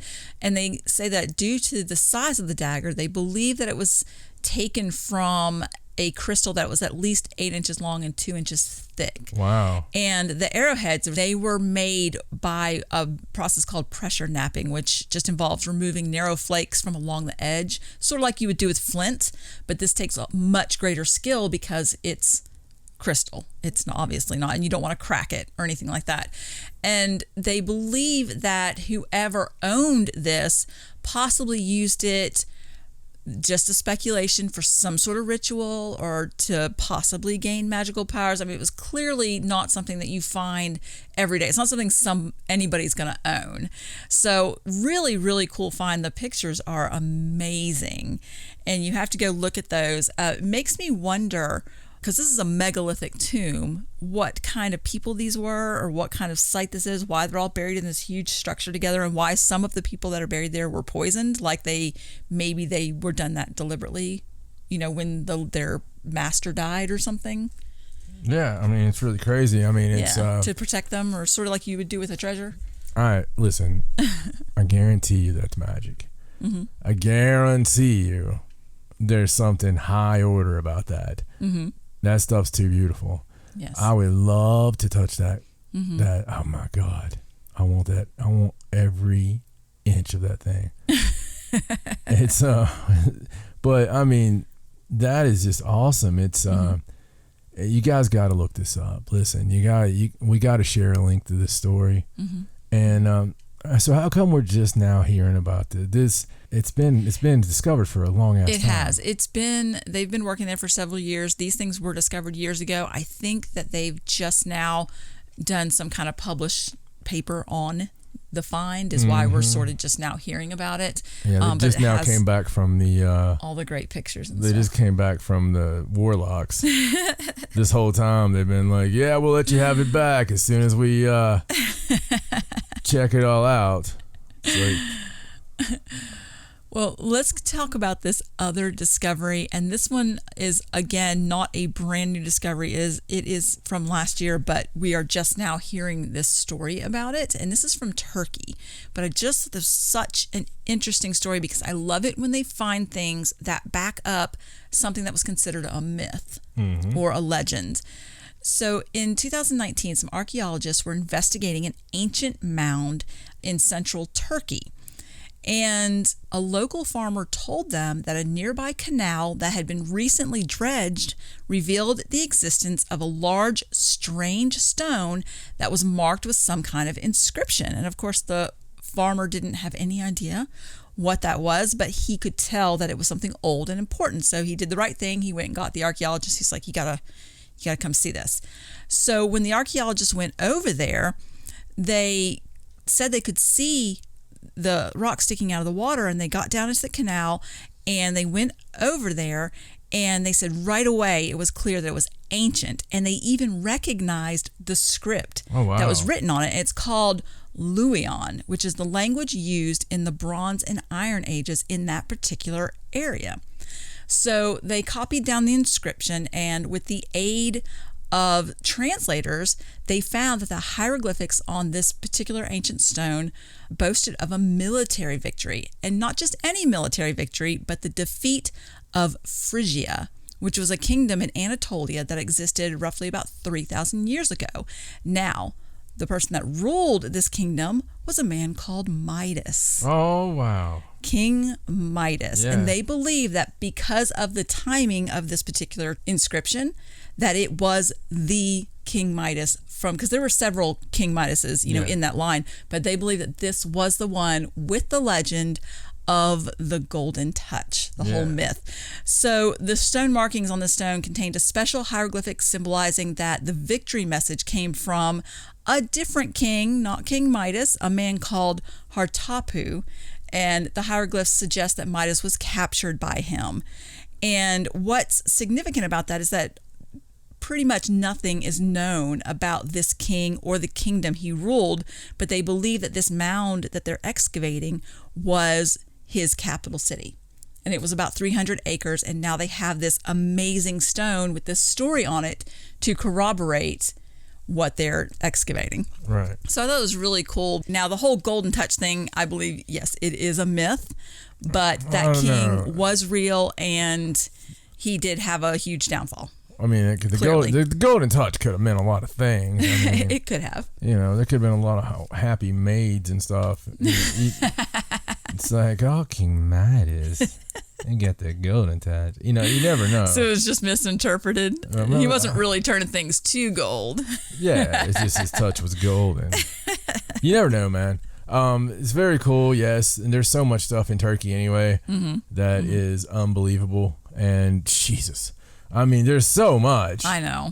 And all through those lands, there's a lot of things I want to go to. I know that much. I love that you can still find these ancient inscriptions and, be able to get these stories from the past. Even where we live, there's a pyramid. And I'm telling you, it's a freaking pyramid. That thing's a pyramid. That nobody's ever dug up. And I took Stacey to show her because it's a freaking pyramid. Yeah. I mean, it's so pyramid shaped. I asked a local right that was like, oh yeah, that's a pyramid.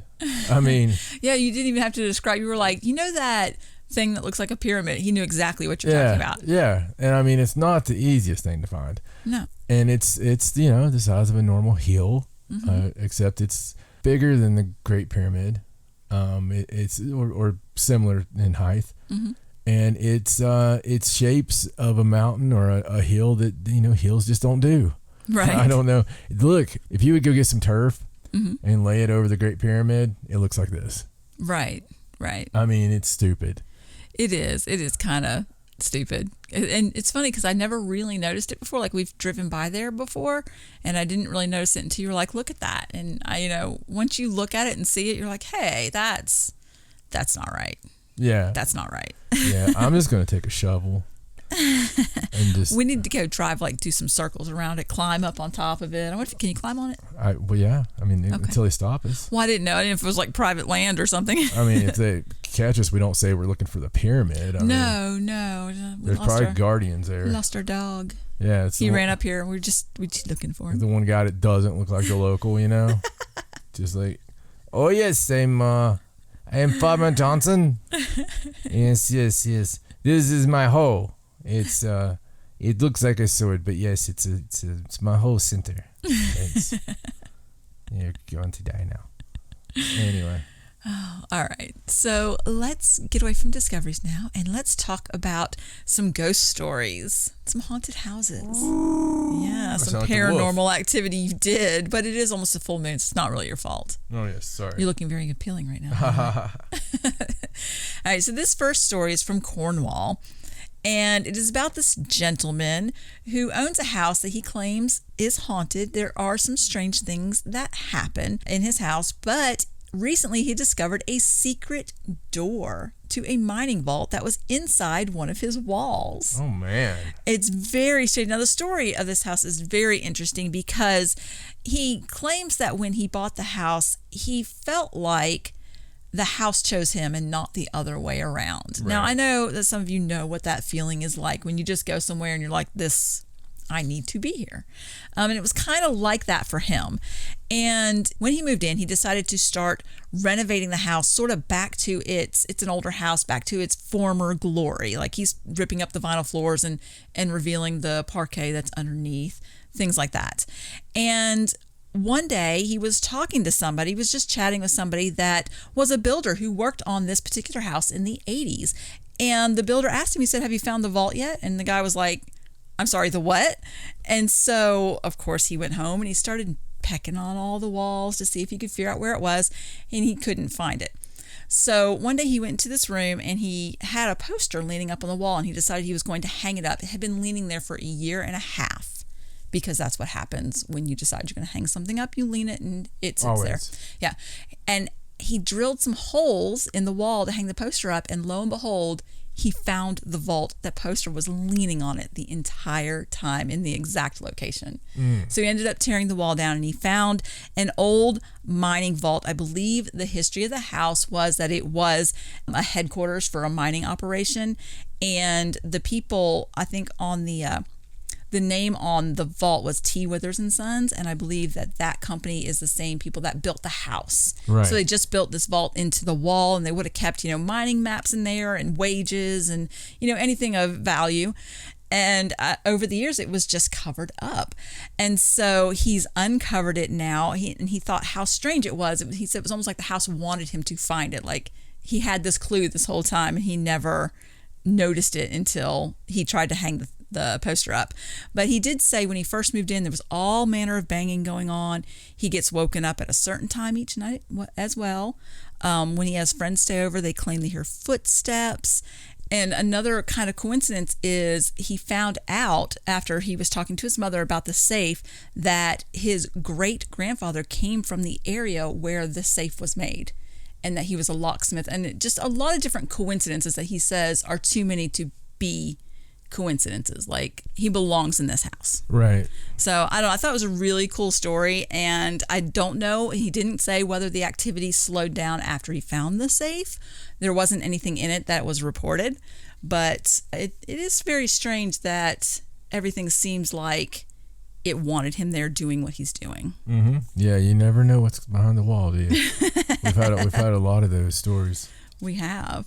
He says he believes the house wants to be put back the way it was in the 1800s. The house is like, man, I wish this guy would quit thinking we're so connected. This guy's kind of weird. Keeps rubbing the walls. This guy's kind of stalkery. Why'd we want him here? Keeps rubbing the walls, saying, "I know you want me here." I don't have the heart to land, but damn horses in the wall. When he starts finding bottles and shoes, that's when he needs to start worrying. Yeah.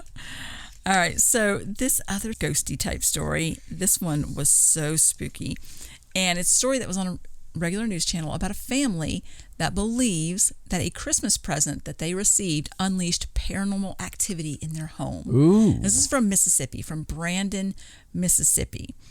So starting at the first of the year, right after the holidays, Her daughter had gotten this baby buggy for Christmas, and it was a vintage doll carriage, and her mother had gotten it from a friend of a friend, and they gifted it to her daughter, and it sat by the Christmas tree for the first few days, and they went through Christmas, but then closer to the first of the year, she said that's when the knocking started. Right. And they would hear it on the walls of their home.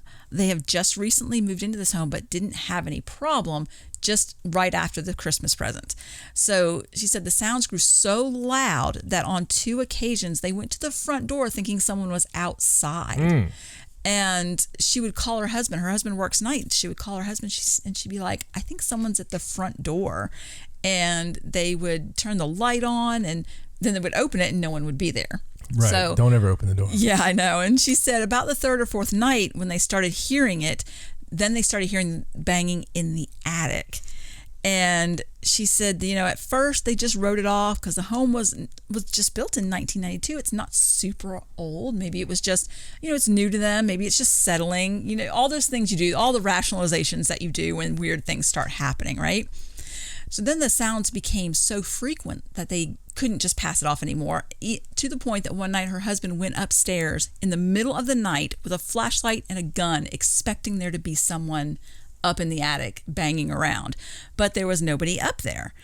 About a week or so later, about 2 or 3 in the morning, she was woken up from a dead sleep because she said there was a noise that was so loud that she thought that their dog had crashed through the window of the door.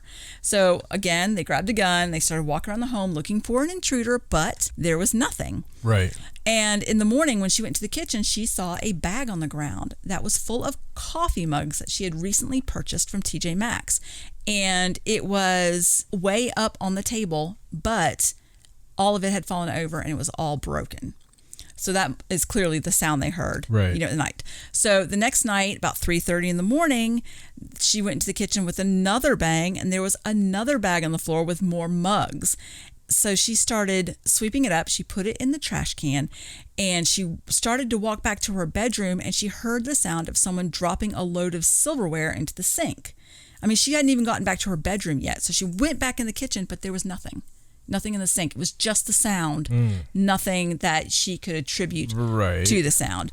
So, they're starting to get kind of freaked out now, right? Then it started doing things in the kids' rooms with their toys, like turning toys on and off. Things that were off would still make noise. The lights would go on and off. Things would fall off the dressers, things like that. And a lot of the stuff happened at night, like when they were up and they would think that one of their kids would get up and go to the bathroom, but no one would be up. Their kids would all be asleep. And then I think the final straw was one night she was cleaning up in her living room and she saw her husband walk into the kitchen to fix himself some coffee. So she went in there to ask him a question. She had asked him, from the living room. He didn't answer. So she walked in there and there was nobody in there. Even though she saw someone walk in there, there was no one in there when she went in there. Eventually, one thing I thought was really funny is these things were happening to them, but they weren't talking about it. Like, things were happening to her, things were happening to him. And finally, one day they sat down, they're like, look, this is what I saw. What did you see? They started comparing stories. They pinpointed it to when it started, and they were like, okay, that has got to go. So they took the doll carriage out, put it in the garage. I think they either gave it away or sold it. And, they told whoever they gave it to or sold it to that it was haunted. And then the activity stopped, which I thought was really telling. Yeah, absolutely. I mean, it's crazy, man. They did find out that the backstory in the carriage was that the owner's husband had been killed in a motorcycle accident a year before they received the carriage. So doesn't make sense, though. I mean, not really. I can't imagine that connecting him to that. You wouldn't think so. I mean, unless it was something that belonged to maybe him, one of his children or him. It was vintage, so yeah, I got you. You never know. I don't know, but creepy story. Things like that can happen. Be careful when you get vintage items. Yeah, because you just never know. I mean, I've had the phantom sound thing happen a few times. That's one of the most troubling, unsettling things you can ever have happen to you. I've had a whole entire picture window break without breaking. There's nothing that can describe the sound, like the way it makes you feel when you hear it crash and, running out of the house and finally, hours later, you go back inside and there's nothing broke, man. Even though you and your witness that's with you both experienced it. It's intense. It's very intense, and just part of the fear I've had to live with most of my life. But that happened when I was like freaking 11 years old, and it's my cousin who's since passed on, and we were the same age. And, you know, when we were together, we would always have stuff happen. Always. It always intensified. And we didn't want it to happen. We weren't looking for it. We weren't telling ghost stories. We were playing with wrestlers. And then we hear somebody messing around in the living room. I mean, totally. We thought somebody came home because it was so loud. And we start walking in there, and we're like hollering for Dad, you know, everything. We get down the hall, we get right there, and right when we got to that door, it's just like completely broke, man. But it was like this whole rush of fear hit you at the same time, and it couldn't have been the sound that caused it. It was the exact same time, and we both just took off like bats out of hell. But I had the foresight to grab this, you know, the cordless phone back in that time on the way out the back door, and then we went up and stayed behind my doghouse for, well, as long as it took for somebody else to come home. For somebody to come home, and there was nothing messed up, you know, and it's happened like that a few times, and just that whole sound thing, just like, you know, that investigation a long time ago, 2004, hearing the stuff right in front of you. And actually seeing some of it, you know, like it would appear, and then the wood would hit the floor, and you would hear that, but then you would hear the same thing. And you can pinpoint when something's happening. You can pinpoint, you know, like I'm looking at this stone in front of me right now, and I could tell where that's happening. But if the stone wasn't there, but you're still hearing exactly the same thing after you just seen the stone doing that, you would know there was a stone doing that, but it's not that damn stone. Right. You know, it's that kind of mesh between worlds that really messes with your brain. Your brain's not programmed or wired to be able to accept that. Right. And, you know, so those type of things, like you were talking about the silverware. Yes, like she knew what that sound was. Yeah. But nothing was there. So I'm curious, your story with the picture window, did the picture window actually break, or was it just the sound? It was just a sound. So nothing was broken? Nothing was broken, and it sounded like somebody, if somebody had honestly, this is the only thing I could think of, if somebody had got a cinder block, right, a big, heavy 50-pound cinder block, and thrown it right in the middle of the picture window. Right, that's a big window. That's the house they have now. Yeah. Obviously, you both heard it. Otherwise, why would he have run? He wouldn't have run. Yeah, he peed himself almost. So it was. Wow. I mean, it must have been pretty loud for you guys to stay outside. Oh yeah, we were shivering. The whole time. We were hugging each other, and we were holding each other. You know, it makes me wonder if he didn't have a little bit of the shine himself, and then when you two got together, it just amplified everything. I mean, you know, it runs in the family. My cousin, I had a first cousin get murdered mysteriously, and they still don't know the things around him.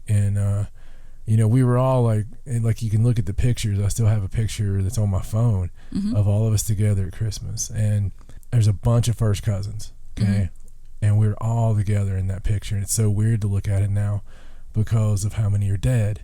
And, you know, it's not like I'm some old man or something. Right. This has all been happening, you know, like the first, you know, I had a first cousin who mysteriously died. They still don't have a clue why. Then another first cousin, they think fell off some waterfall, you know, I mean, but it was very odd. Right. So that was another one. I had another one just happened to be in the middle of the road in the middle of the night. It was like 3 a.m. or something. He got hit, and that was a big deal locally at the time because it's like one of his teachers that ended up hitting him and killing him. I had another one die from kidney failure, you know, which was, you know, for the age is not something you're expecting. Right, you're talking about somebody young. Yeah, and it's been case after case after case after case, and I mean, this is just all in that same little sect of that family. Right. You know, so, yeah, but whenever we were together, it was always something, you know, we saw we saw an apparition together at that house that everybody's seen, the haunted house, the farmhouse. Every time we were together, it was like things like that would happen, and footsteps, and that's not what we were looking for at all. But that was the worst.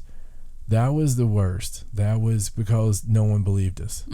And they thought we were just making it up. They didn't think we imagined it because it was too big of a story to imagine. Right. And it was like, you guys made that up. Well, there's no point in making something like that up. Yeah, what do you gain from getting her pissed at you? Yeah, it wouldn't for bothering them at work and for I mean, there's absolutely nothing to gain to have that happen, and but it always did. It always did with us. And I remember the funny thing is we spent the night with each other so much. I don't remember ever sleeping. I remember us always, ended up either holding hands or something like that. And I don't care to say that. I mean, when you hear stuff, and when you hear a ghost or you see a ghost or violent paranormal activity happens to you like that, if you don't get a little bit scared, then there's something wrong with you. I mean, I agree. It's scary, man. I mean, you deal with it every day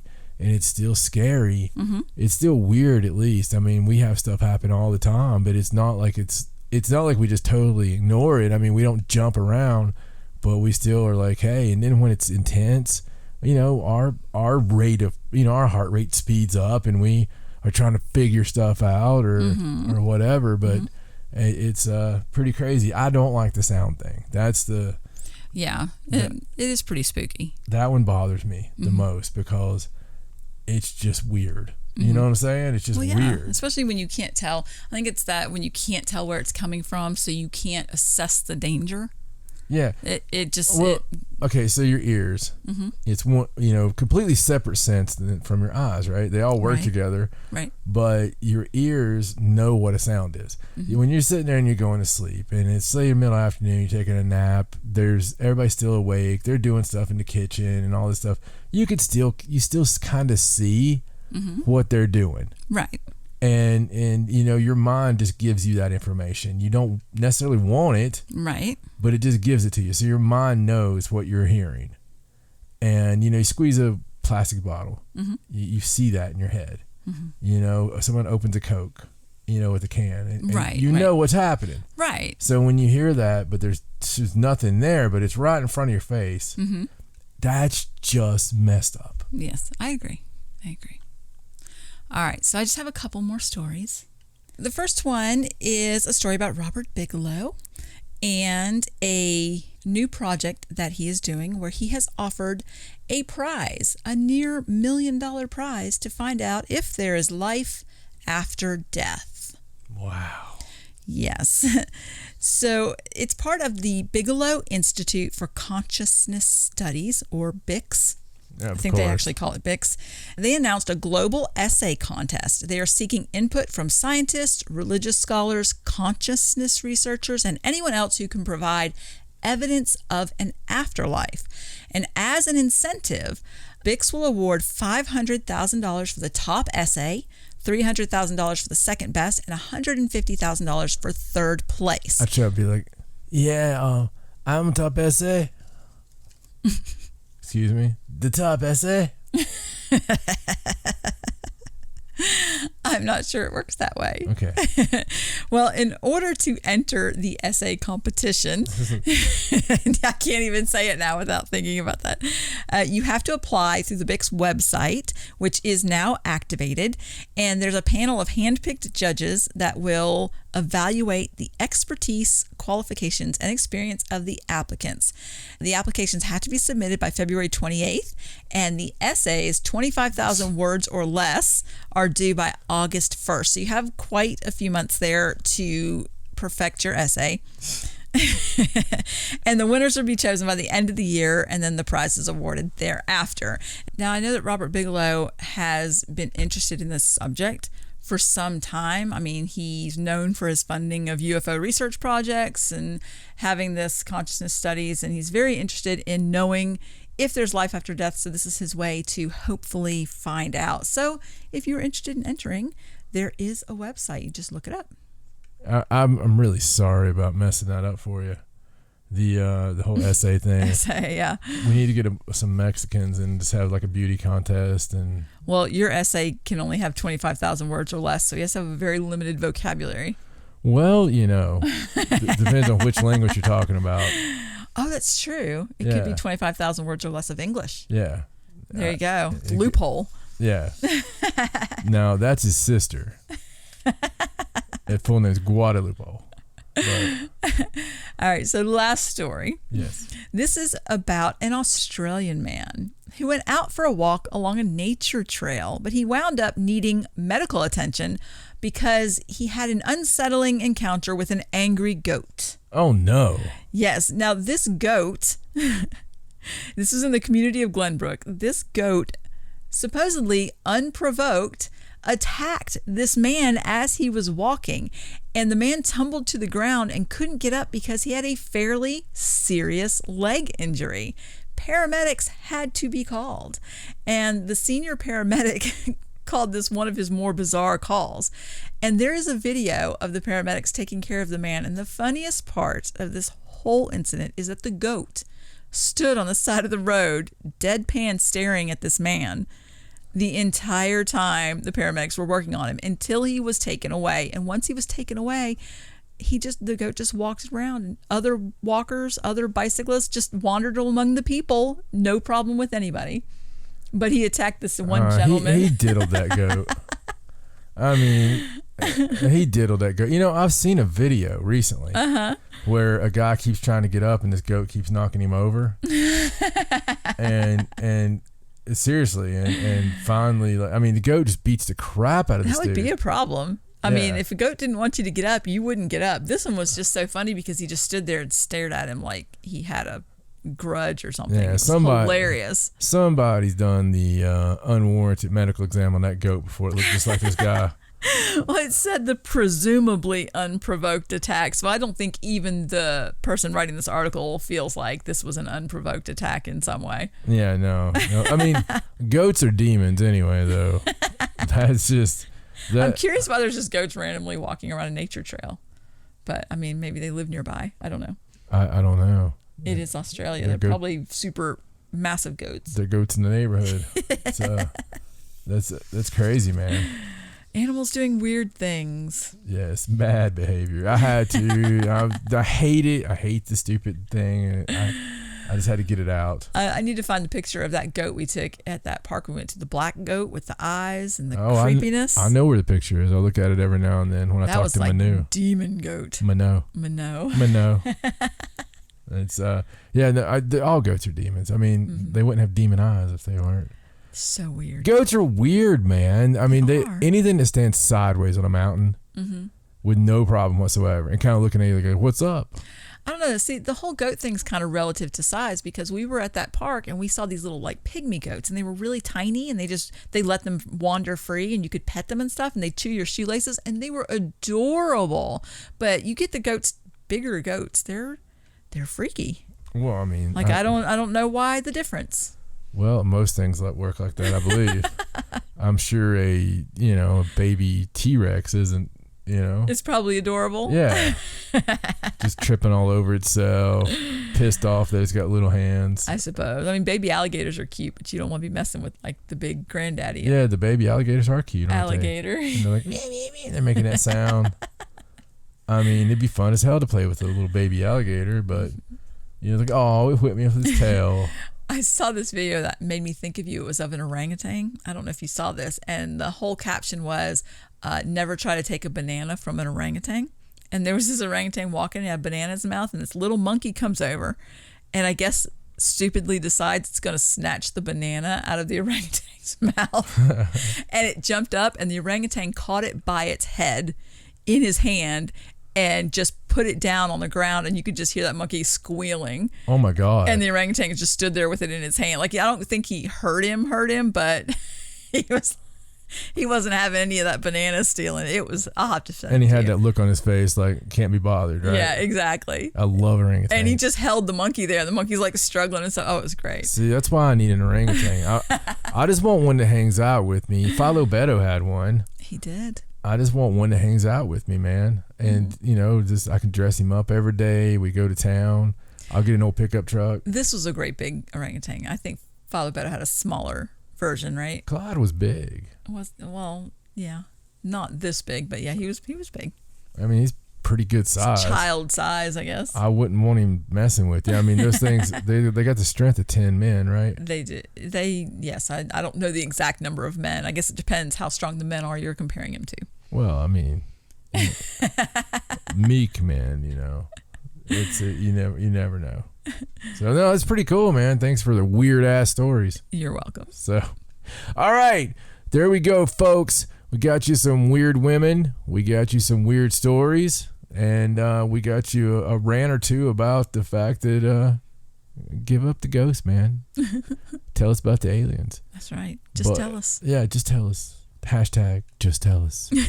But we will round up every bit of weird news we can for the next week, and we will join you again very soon. So until that time, for my beautiful wife, Stacey, I'm John. So long from the sideshow. Good night. Have mercy.